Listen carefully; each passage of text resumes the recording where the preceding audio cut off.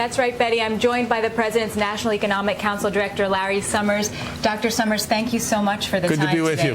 Wanted to get straight. Yesterday, you issued a pretty dire warning that without this package, the tax cut deal, the economy could lapse into a double-dip recession. If you knew that, why are you waiting until just weeks before the tax cuts expire to make that argument? And do you think that it's changed the minds of any Democrats? Oh, I'll let Democrats speak for themselves.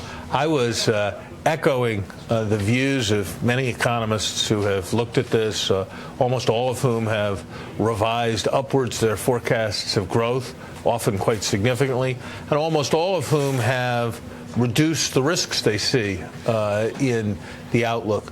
Look, we're in a more difficult situation because of the instability that's been revealed in Europe in the last year.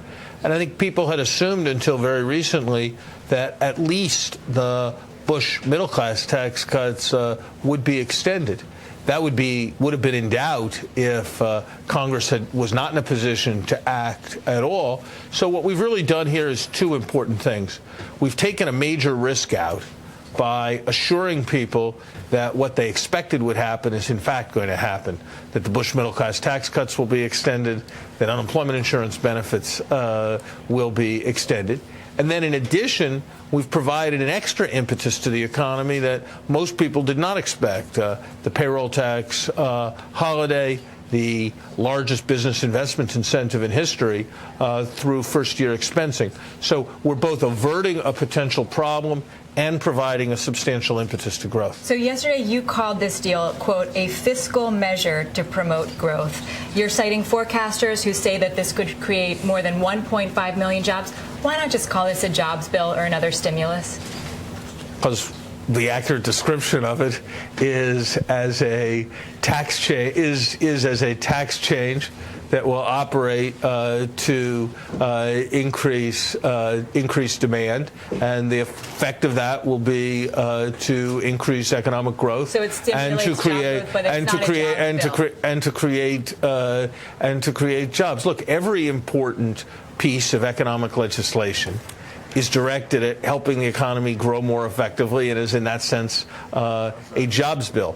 But what the direct effect of this is to provide important tax incentives at an important time.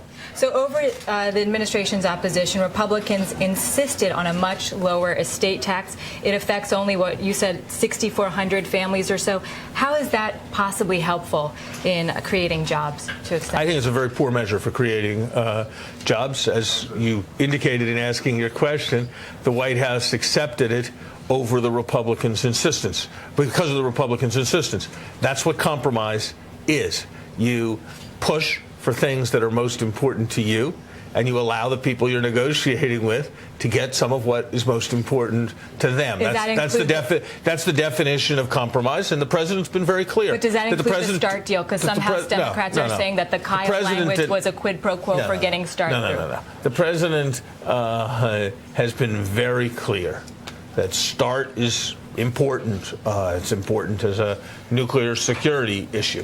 He's also been very clear that assuring the momentum and accelerating the momentum of recovery is a top value. If you look at this and you look at the $10 billion of estate tax relief, which, make no mistake, the president feels is not wise, is an inappropriate use of resources.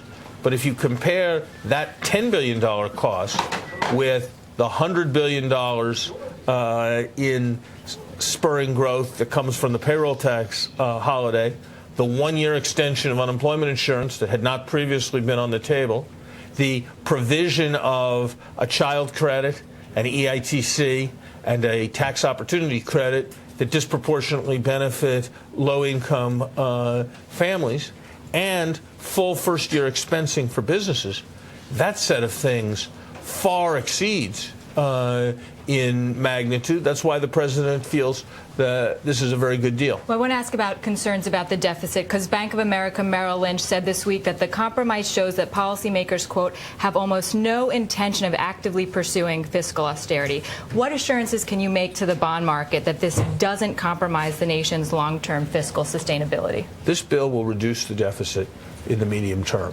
It will reduce the deficit in the medium term because the corporate expensing provisions, by increasing depreciation allowances in the short run, actually raise corporate taxes in 2013, 2014, and 2015, and because the spur to growth will produce a significant increase in revenues and reductions in various kinds of welfare outlays. So the place to start the discussion is by asking, are we increasing the deficit in the medium term, or are we reducing the deficit in the medium term? Answer, we're reducing the deficit in the medium term.